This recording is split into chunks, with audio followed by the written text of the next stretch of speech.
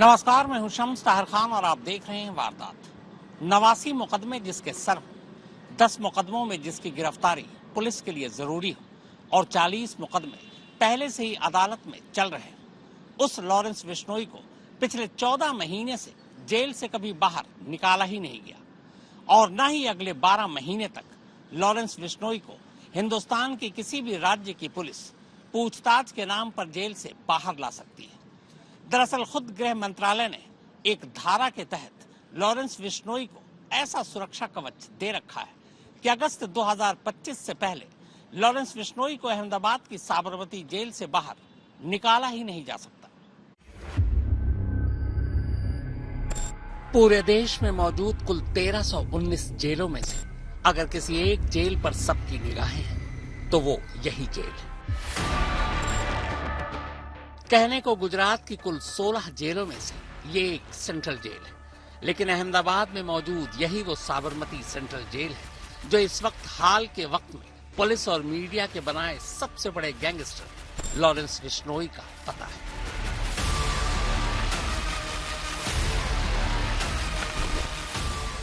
इस वक्त इस जेल के अंदर करीब 2600 कैदी बंद हैं और उन्हीं 2600 में से एक है लॉरेंस बिश्नोई।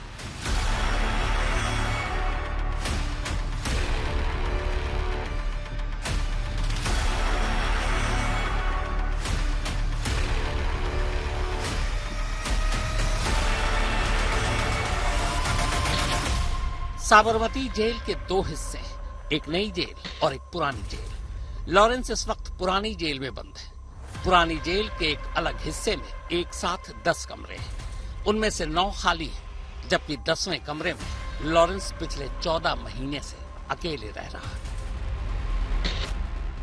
पिछले 14 महीने में जब से लॉरेंस साबरमती जेल लाया गया है, तब से लेकर अब तक कोई भी बाहरी आदमी उससे नहीं मिला है। इन 14 महीनों में न कभी उसके घर वाले उससे मिलने आए, न कभी किसी बाहरी शख्स को उससे मिलने की इजाजत दी गई। न किसी और कोर्ट में पेशी के लिए वो खुद जेल से बाहर आया और तो और इन 14 महीनों में आमने सामने कभी वो अपने वकील से भी नहीं मिल पाया। अलबत्ता इस दौरान कुछ मुलाकातें जरूर हुई, केस को लेकर वकील से कुछ बातें भी हुई, लेकिन ये सब कुछ वीडियो कॉन्फ्रेंसिंग के जरिए हुई। यानी एक लाइन में कहें तो साबरमती जेल आने के बाद से पिछले 14 महीने से जेल के कुछ खास स्टाफ को छोड़ दें तो लॉरेंस जेल के अंदर तन्हा ही रहा है। बात 2023 की शुरुआत की है। सिद्धू मूसेवाला मर्डर केस में पंजाब की भटिंडा जेल में तब लॉरेंस बंद था। इधर लॉरेंस भटिंडा जेल में था और उधर गुजरात की एटीएस यानी एंटी टेररिस्ट स्क्वाड एक ड्रग केस और ड्रग सिंडिकेट के मामले की जांच कर रही थी। दरअसल 14 सितंबर 2022 को गुजरात एटीएस ने भारतीय तट रक्षक बल के साथ एक ज्वाइंट ऑपरेशन में कच्छ जिले में बंदरगाह के करीब एक पाकिस्तानी नाव को पकड़ा था। अल तैयासा नाम के इस पाकिस्तानी नाव से करीब 200 करोड़ रुपए की कीमत की हीरोइन बरामद हुई थी। इस केस की तफ्तीश के दौरान ये सामने आया कि भारत में ड्रग्स की इस खेप से लॉरेंस बिश्नोई का कनेक्शन है। चूंकि मामला बड़ा था और लॉरेंस से पूछताछ जरूरी, लिहाजा गुजरात एटीएस ने दिल्ली के पटियाला हाउस कोर्ट में लॉरेंस को कस्टडी में लेकर पूछताछ करने की अर्जी लगा दी। अर्जी मंजूर होते ही 24 अगस्त 2023 को लॉरेंस बिश्नोई को भटिंडा जेल से गुजरात के नलिया कोर्ट ले जाया गया। बाद में कोर्ट ने उसे न्यायिक हिरासत में साबरमती जेल भेज दिया और बस 24 अगस्त 2023 से अब तक लॉरेंस बिश्नोई इसी साबरमती जेल में बंद है। हालांकि गुजरात एटीएस अपने केस में पूछताछ के लिए उसे दिल्ली से गुजरात ले गई, लेकिन अलग अलग राज्यों में दर्ज 10 अलग अलग केस में गिरफ्तारी वारंट होने के बावजूद कोई भी राज्य की पुलिस लॉरेंस को साबरमती जेल से निकालकर पूछताछ के लिए अपने साथ नहीं ले जा सकी। लॉरेंस के खिलाफ कुल 5 राज्यों में 89 केस दर्ज हैं। इनमें से ज्यादातर एक्सटॉर्शन, धमकी, जान से मारने की कोशिश, हत्या और किडनैपिंग जैसे मामले हैं। इन 89 मामलों में से 40 मुकदमे ऐसे हैं जो देश के अलग अलग राज्यों की अदालतों में अभी भी चल रहे हैं। चूंकि 10 मामलों में गिरफ्तारी ही नहीं हुई तो अब भी मुकदमा शुरू होने का इंतजार है। 9 ऐसे मामले थे जिनमें लॉरेंस अलग अलग अदालत से बरी हो चुका है। 2 मामलों में उसे सजा भी सुनाई जा चुकी है। 89 में से बाकी बचे मुकदमे अभी भी शुरू होने का बस इंतजार कर रहे हैं। वैसे आपकी जानकारी के लिए बता दूं कि आज की तारीख तक यानी 23 अक्टूबर तक बाबा सिद्दीकी मर्डर केस में सीधे लॉरेंस बिश्नोई के नाम कोई मुकदमा मुंबई पुलिस ने दर्ज नहीं किया है। आगे चलकर अगर ये मुकदमा दर्ज हो जाता है तो लॉरेंस बिश्नोई के सर 80 मुकदमे हो जाएंगे। अब सवाल यह है कि जब देश में कानून एक है, जुर्म की सजाएं एक है, अदालत के काम करने का तरीका एक है, तो फिर जब ड्रग केस में गुजरात एटीएस लॉरेंस बिश्नोई को भटिंडा से निकालकर अहमदाबाद ले जा सकती है, तो बाकी राज्यों की पुलिस अपने अपने मुकदमों के लिए उसे साबरमती जेल से निकालकर ट्रांजिट रिमांड पर अपने अपने राज्य क्यों नहीं ले जा सकती? अगर वजह यह है कि साबरमती सबसे सुरक्षित जेल है और यहाँ से लॉरेंस मोबाइल के जरिए अपने गैंग से संपर्क नहीं कर सकता, तो ये वजह भी बेतुकी है। अब मैं तुझसे बताऊं गुंडई का। ये ऑडियो याद है ना आपको? फोन पर यह आवाज अतीक अहमद की है। अतीक अहमद भी इसी साबरमती जेल में बंद था और यहीं से फोन पर अपनी गैंग चला रहा था। अभी आऊंगा इसी फरफरी करके मुंबई में जहाँ तुम आगे बजा के स्वागत किया था, जी जी, है ना, जहाँ तुम्हारे अब्बा बैठते थे, जी जी जी, वहीं तुमको तुम्हारा पैरम तोड़वा डालेंगे। अब तक देगा कम से कम 10 करोड़ रुपये, चाहे घर बेच चाहे द्वार बेच। अब मैं तुझसे बताऊं गुंडई का। अरे भाई मैं कभी आपके खिलाफ गया क्या भाई? औकात मेरे खिलाफ जाएगा तेरे से। सीआरपीसी यानी आपराधिक प्रक्रिया संहिता की धारा 267 ये बताती है कि किसी अपराधी को मुकदमे के दौरान कब, कैसे और क्यों अदालत में पेश किया जाना है। हमारे देश की जो न्यायिक प्रक्रिया है उसके तहत पुलिस मुलजिमों को पकड़ती है और फिर उसे अदालत के सामने पेश करती है। अब गवाहों और सबूतों के आधार पर अदालत ये तय करती है कि पुलिस ने जिसे पकड़ा है वो गुनहगार है या फिर बेकसूर। यानी किसी भी जुर्म का फैसला अदालत की दहलीज के अंदर ही होता है। इसी सीआरपीसी की धारा 267 के तहत हमारा कानून पुलिस को यह हक देता है कि वो अपराधियों को कोर्ट में पेश करे। अगर अपराधी किसी और राज्य का है और जुर्म कहीं और किया है तो ऐसे में यही धारा पुलिस को ये भी हक देती है कि वो उस राज्य की अदालत से ट्रांजिट रिमांड लेकर पूछताछ के लिए या मुकदमा चलाने के लिए उस अपराधी को अपने साथ अपने राज्य ले जाए। यानी अगर लॉरेंस बिश्नोई ने दिल्ली, पंजाब, हरियाणा, राजस्थान या मुंबई में कोई जुर्म किया है तो इन सारी राज्यों की पुलिस पूछताछ के नाम पर या मुकदमा चलाने के लिए उसे अपने अपने साथ ले जाने के लिए बाध्य है। तो फिर इतने मुकदमे होने के बावजूद लॉरेंस बिश्नोई पिछले 14 महीने से साबरमती जेल के बाहर क्यों नहीं आया? किसी और राज्य की पुलिस पूछताछ के लिए या ट्रायल के लिए उसे अपने साथ अपने राज्य क्यों नहीं ले गए?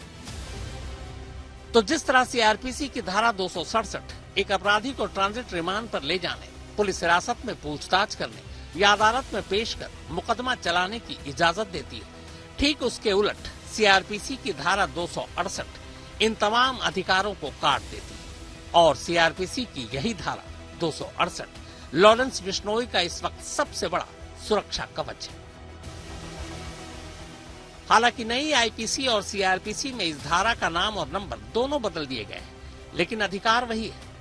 अब सवाल यह है कि धारा 268 का सुरक्षा कवच लॉरेंस के लिए ही क्यों, और ये धारा लॉरेंस पर लगाई क्यों गई? दरअसल सीआरपीसी की धारा 268 अब नए कानून के तहत भारतीय नागरिक सुरक्षा संहिता यानी बीएनएसएस की धारा 303 में तब्दील हो गई। कानून कहता है कि किसी भी अपराधी पर यह धारा 3 ही सूरत में लगाई जा सकती है। पहली, वो अपराध जिसके लिए अपराधी को जेल भेजा गया। दूसरी, अगर उस अपराधी को किसी भी मामले में या किसी और केस में जेल से बाहर निकाला गया तो उससे कानून व्यवस्था को खतरा पैदा हो सकता है या खुद उसकी जान को भी खतरा हो सकता है। और तीसरी, पब्लिक इंटरेस्ट, इसे मीडिया ट्रायल भी आप कह सकते हैं, यानी उस अपराधी का वो केस जो लगातार सुर्खियों में है। तो लॉरेंस बिश्नोई को इसी धारा की इन्हीं 3 वजहों से पिछले 14 महीने से साबरमती जेल के अंदर रखा गया है। 24 अगस्त 2023 को जैसे ही लॉरेंस बिश्नोई भटिंडा जेल से साबरमती जेल पहुंचा, उसी वक्त आनन फानन में गृह मंत्रालय ने तब की सीआरपीसी की धारा 268 लॉरेंस के साथ चिपका दी। तब ये 1 साल के लिए था। अभी 2 महीने पहले जैसे ही अगस्त में साल पूरा हुआ, गृह मंत्रालय ने लॉरेंस को जेल से बाहर निकालने पर रोक लगाने वाली इसी धारा को अगस्त 2025 तक के लिए बढ़ा दी। यानी अगले साल अगस्त के महीने तक हिंदुस्तान की कोई भी एजेंसी, कोई भी राज्य पुलिस लॉरेंस या उसके गैंग की तरफ से किए गए किसी भी जुर्म के लिए उसे अपने राज्य में बुलाकर या लाकर उससे पूछताछ नहीं कर सकती, न ही किसी अदालत से उसका ट्रांजिट रिमांड ले सकती है। तो फिर यहाँ सवाल उठता है कि जो 89 मुकदमे लॉरेंस के सर हैं, उनका निपटारा कैसे होगा, या फिर जिन राज्यों की पुलिस को अलग अलग मामलों में लॉरेंस से पूछताछ की जरूरत है, वो उससे कैसे पूछताछ करेगी। तो यही धारा ये बताती है कि जिस राज्य का जो भी मुकदमा हो, जो भी केस हो, उसके लिए अगर लॉरेंस से पूछताछ करनी है तो फिर उस राज्य की पुलिस को अदालत से इजाजत लेकर इसी साबरमती जेल में आना होगा और इसी जेल के अंदर लॉरेंस से पूछताछ करनी होगी। अगर इस दौरान किसी कोर्ट में लॉरेंस के खिलाफ कोई मुकदमा चल रहा है और उसमें लॉरेंस की पेशी जरूरी है, तो ऐसे में इसी साबरमती जेल से वीडियो कॉन्फ्रेंसिंग के जरिए वो उस मुकदमे का हिस्सा होगा। यानी कुल मिलाकर किसी भी सूरत में कम से कम अगस्त 2025 तक लॉरेंस का परमानेंट पता यही साबरमती जेल। मनीषा झा के साथ सुप्रतीम बैनर्जी, आज तक। लॉरेंस बिश्नोई के एक कजन का कहना है कि लॉरेंस ने सलमान खान को धमकी देकर कोई गलती नहीं की। लॉरेंस का ये भाई ये भी मानता है कि लॉरेंस कोई गैंगस्टर ही नहीं है। उसका कहना है कि लॉरेंस कॉलेज की पॉलिटिक्स में फंस गया और बस इसी के बाद ये सब कुछ हो रहा है। लॉरेंस बिश्नोई के बारे में उसका भाई क्या कहता है, आइए सुनते हैं उसी की जुबानी।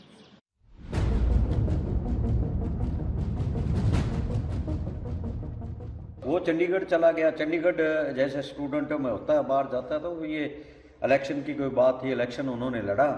देखो हार जीत तो एक की होनी थी, तो वो उस टाइम इलेक्शन हार गया। उसके बाद वो राजनीति वहाँ से जो राजनीति घुस गई, तो उन्होंने जैसे एक पर्चे में दूसरे वाले ने दे दिया, ये करके तो उसको जो है एफआईआर पे एफआईआर लॉन्च होती चली गई। वो आज यहाँ से देख लो कि किस दुनिया में जाओ।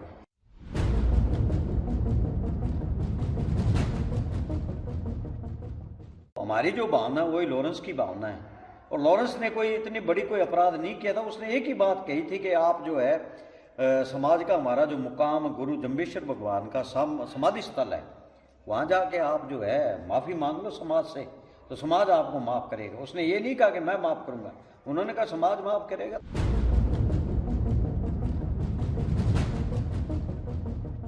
बात जैसे मैं सलमान खान का बाप का कल परसों में एक देख रहा था, उन्होंने इंटरव्यू दिया है कि मेरे बेटे ने ना तो कुछ ऐसा जुर्म किया ना शिकार किया है। तो मैं एक बात उनसे आपके चैनल के माध्यम से बताना चाहता हूँ कि अगर उन्होंने शिकार नहीं किया है तो वो जेल में क्यों रहे। 18 दिन वो जेल के अंदर रहे जोधपुर, और उसके बाद आज वो सुप्रीम कोर्ट में जो 5 साल की सज़ा हुई थी, तो फिर नहीं मारा है तो फिर सज़ा कैसे होगी? क्योंकि इनके पास 5-5, 7-7 तक वकीलों की टीम जब जो महाराष्ट्र से लेके आते थे, बॉम्बे से, अगर क्राइम नहीं किया उन्होंने तो फिर सज़ा किस बात की है?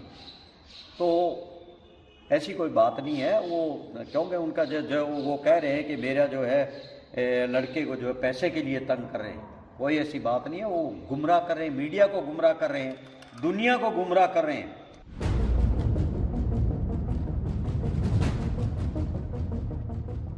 देखो जब ये यहाँ रहता था गांव में, तो किसी गरीब की कोई जड़ा बच्चा था जिसके पास कोई किताब, वो मदद करता था, क्योंकि हमारा परिवार सदा समाज के अंदर रहा है।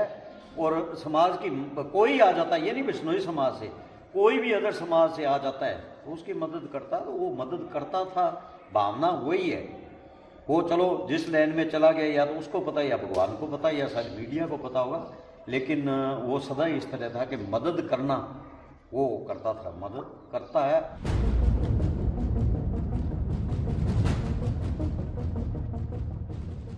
कल देख रहा था कोई करनी सेना का अध्यक्ष है, वो बहुत कुछ बोल रहा है, तो मैं आपके चैनल के माध्यम से उनसे भी कह रहा हूँ कि देखो ऐसी भड़काऊ भाषण नहीं देना चाहिए।